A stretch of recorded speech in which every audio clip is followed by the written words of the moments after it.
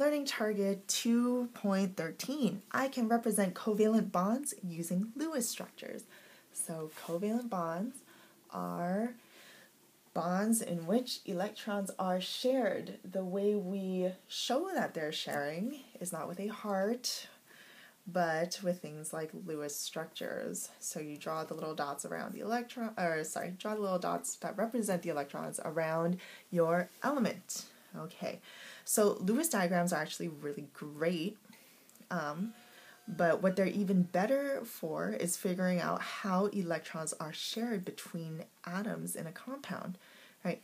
Now, the thing is, there are a ton of different ways to, like different steps to drawing the structure. So what I mean by the structure is something like this. So for water, this is an example of a Lewis structure, okay, H2O.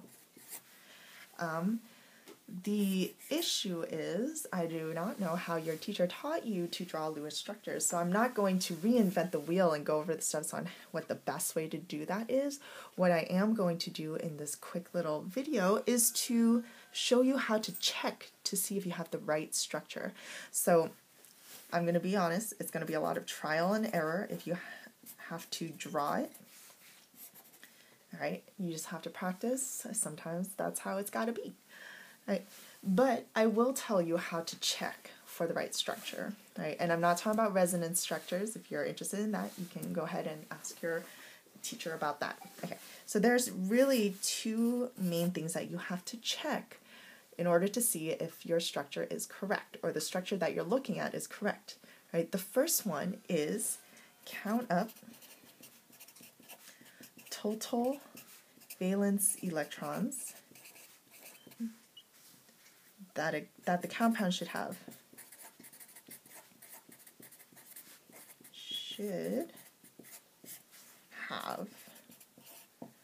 Okay.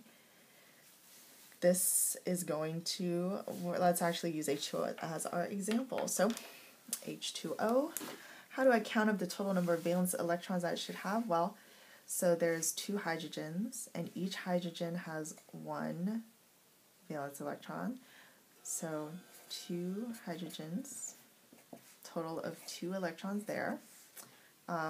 There's 1 oxygen, so that's going to be a total of, oxygen is group 6, so that's a total of 6 electrons. Okay, so total is going to be 2 plus 6. So in my structure, in my compound, in my molecule, I should have 8 valence electrons all around. So I'm going to check for that. The second thing I want to do is I need to check to see if all my atoms feel like they have, like they have 8 or 2 electrons around them. Okay, so why 8 or 2? Octet rule, or you can call it the duet rule for 2. That's stability. Stability is your friend in chemistry. Okay, so if it has 8 or 2, it's going to be stable, it's going to be happy. So what I got to do is check to see that my structure has that. Okay, so H2O is supposed to have 8 valence electrons in the whole thing. So for number 1, I look at the whole thing. 1, 2, 3, 4, each line. Ooh, each line represents 2. Right? So 1, 2, 3, 4, 5, 6, 7, 8. It's good for 1. Okay. Now I want to check to see if all my atoms in my molecule, my compound, feel like it has 8 or 2 electrons around them. How do I know if it wants 2 or 8? Well, 2 is only hydrogen or helium. And helium doesn't bond with anyone, so really it's just hydrogen. Okay.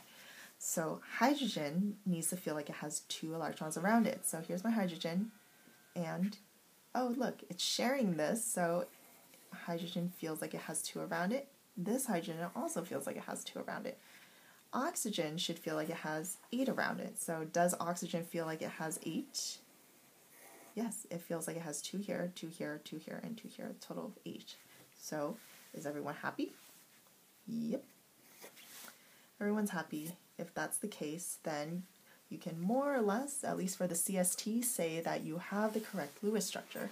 So, what we're going to do is we're going to draw NF3, right? And we're going to see how to figure out the best structure for NF3. Okay, so go ahead and write this as your example. We'll do this together. So I want to figure out total valence electrons, right? Just as I said before, total valence electrons in the whole structure. So I have 1n. N is going to be, I will do it this way, N is going to be 5 from looking at my periodic table. Whoop. N is in group 15, so N is going to have 5 valence electrons. Right. F, there's 3 of them, but F is in group 17, so it's going to have 7 valence electrons. Okay, so all in all, I'm going to need 26 valence electrons when I'm done drawing my structure. Okay, the second step is go ahead and draw it and make sure everyone's happy. Okay, let's give that a trial. So one of the things you might want to remember is that the structures like to be symmetrical if possible, right? Symmetrical means that if I fold it in half, it's exactly the same on both sides. So my hands clearly are not symmetrical. I have a pen in one hand and a ring on the other. Okay. Now, another thing you might want to remember is that the least electronegative atom is going to be in the middle, right?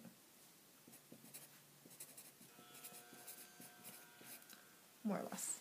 And this sometimes happens. The problem with Lewis structures is there's a lot of exceptions because we as chemists like to make your life much harder.